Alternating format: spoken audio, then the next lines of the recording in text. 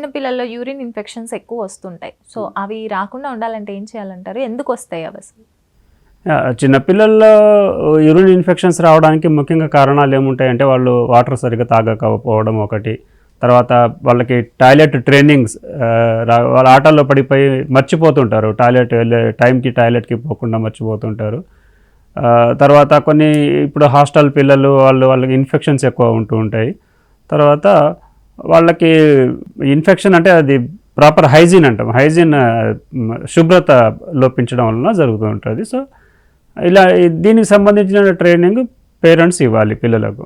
Okay, ఇంకా water intake కూడా చాలా తక్కువగా ఉంటుంది కదా పిల్లలకి. అవును, సో అలా కూడా ఇన్ఫెక్షన్స్ అవుతాయి అంటారా? అవును, అలా కూడా అవుతాయి. వాటర్ ఇంటేక్ తక్కువ ఉండడము, యూరిన్ ఎక్కువ హోల్డ్ చేసుకుంటూ ఉంటారు, ఆటల్లో పడిపోయి మర్చిపోతూ ఉంటారు, ఇలాంటివి ఎక్కువ ఉంటాయి. సో పేరెంట్స్ చిన్నప్పటి నుంచి కొంచెం వాళ్ళకు ట్రైనింగ్ ఇవ్వాలి, గమనిస్తూ ఉండాలి పిల్లల్ని.